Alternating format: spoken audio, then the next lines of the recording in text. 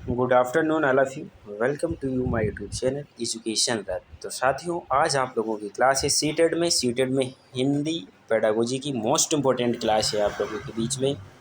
तो वीडियो में अंत तक ज़रूर बने रहिएगा क्योंकि यही समय है पढ़ने का। पढ़ लीजिए मेहनत करके। तो चलते हैं क्वेश्चन पे। पहला क्वेश्चन है, पढ़ना सीखने के लिए आवश्यक है कि पढ़ना सीखने के लिए आवश्यक है कि फर्स्ट ऑप्शन केवल लक्ष्य भाषा सीखने का माहौल हो। सेकेंड ऑप्शन घर की भाषा सुनने बोलने को मिले। थर्ड है लक्ष्य भाषा की अर्थपूर्ण और रोचक सामग्री सुनने और क्या लिखा है सुनने पढ़ने को मिले। और फोर्थ है चार्ट अधिक से अधिक कक्षा में लगाए जाएं। तो इसका राइट आंसर क्या हो जाएगा? C will be the right answer हो जाएगा। ठीक है, नेक्स्ट क्वेश्चन पे चलते हैं।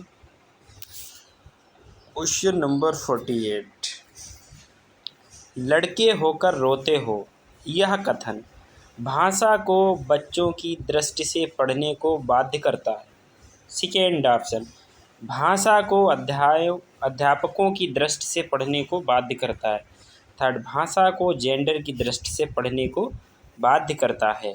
और फोर्थ है भाषा को व्याकरण की दृष्टि से पढ़ने को बाध्य करता है। तो इसका राइट आंसर हो जाएगा C will be the right answer, भाषा को जेंडर की दृष्टि से पढ़ने को बाध्य करता है। नेक्स्ट क्वेश्चन पे चलते हैं।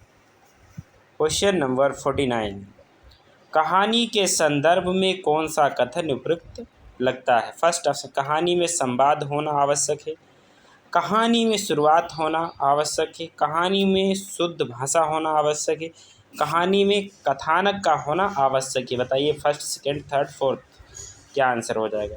तो इसका fourth will be the right answer, कहानी में कथानक का होना आवश्यक है। नेक्स्ट क्वेश्चन पे चलते हैं। क्वेश्चन नंबर 50, एक भाषा के अध्यापक को बच्चों में भाषा सिद्धांतों की समझ विकसित करने पर बल देना चाहिए। सेकेंड ऑप्शन अलंकारिक भाषा प्रयोग की समझ विकसित करने पर बल देना चाहिए। और थर्ड है विविध संदर्भों में भाषा प्रयोगों की क्षमता विकसित करने पर बल देना चाहिए। और फोर्थ है शुद्ध भाषा प्रयोग की क्षमता विकसित करने पर बल देना चाहिए। तो क्वेश्चन नंबर 50 का आंसर क्या हो जाएगा? C will be the right answer, विविध संदर्भों में भाषा प्रयोगों की क्षमता विकसित करने पर बल देना चाहिए। नेक्स्ट क्वेश्चन पे चलते हैं। क्वेश्चन नंबर 51, कोई भाषा किसी भी लिपि में लिखी जा सकती है, यह कथन पर आपकी राय क्या है? यह बिल्कुल संभव नहीं है, यह बहुत हद तक संभव है। हर भाषा की अपनी लिपि होती है, भाषा और लिपि के बीच एक सीधा संबंध होता है। तो यह बहुत हद तक संभव है, यानी second will be the right answer. Next question, भाषा सभी विषयों के डॉट डॉट में है, पढ़ने में, अध्यायों में, केंद्र में, प्रारंभ में। तो किस में आ जाएगी? केंद्र में। ठीक है, यानी C will be the right answer. Next question पे चलते हैं। क्वेश्चन नंबर 53,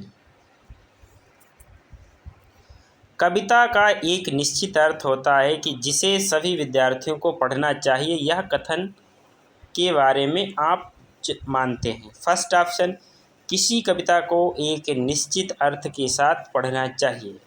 सेकेंड सभी विद्यार्थी अपने अनुभव और परिवेश में ही कविता समझते हैं।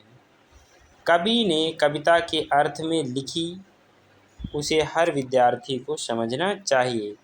और फोर्थ ऑप्शन है अलग अलग अर्थ समझने में पढ़ने की प्रक्रिया बाधित होती है। तो 53 का आंसर क्या हो जाएगा? C will be the right answer, कवि ने कविता एक अर्थ में लिखी जिसे हर विद्यार्थी को समझना चाहिए। क्वेश्चन नंबर 54, आप मानते हैं कि अलग अलग तरह की सामग्री पढ़ने के अवसर मिलते हैं। आप मानते हैं कि अलग अलग तरह की सामग्री पढ़ने के अवसर मिलने से भाषा को विविध संदर्भों में प्रयोग करने की समझ बनती है। व्याकरण समस्त भाषा सीखने को मिलती है। किताबों के बारे में जानकारी मिलती है, लेखकों के बारे में जानकारी मिलती है। 54 का first will be the right answer. भाषा को विविध संदर्भों में प्रयोग करने की समझ बनती है। नेक्स्ट क्वेश्चन पे चलते हैं। Question number 55। हिंदी में विज्ञान संबंधी पाठों को पढ़ने का उद्देश्य भाषा विज्ञान की भाषा को समझना। सेकेंड, विज्ञान भाषा को गहराई से जानना। थर्ड, विज्ञान के प्रति जिज्ञासा बढ़ाना। फोर्थ, विज्ञान के संदर्भ में हिंदी भाषा प्रयोग को समझना। तो 55 का we will be the right answer, विज्ञान विषय को गहराई से जानना।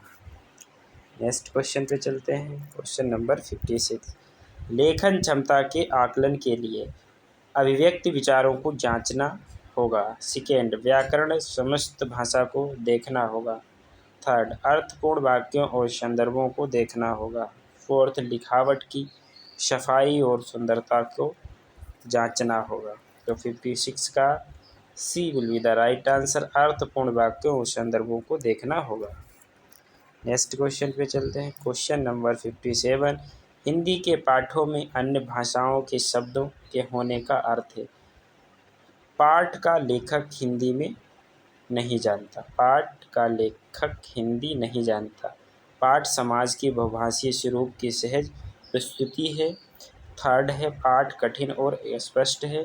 विद्यार्थियों को शुद्ध भाषा नहीं दिखाई जा रही है। तो 57 का क्या आंसर हो जाएगा? We will be the right answer, पाठ समाज के बहुभाषीय स्वरूप की सहज प्रस्तुति है।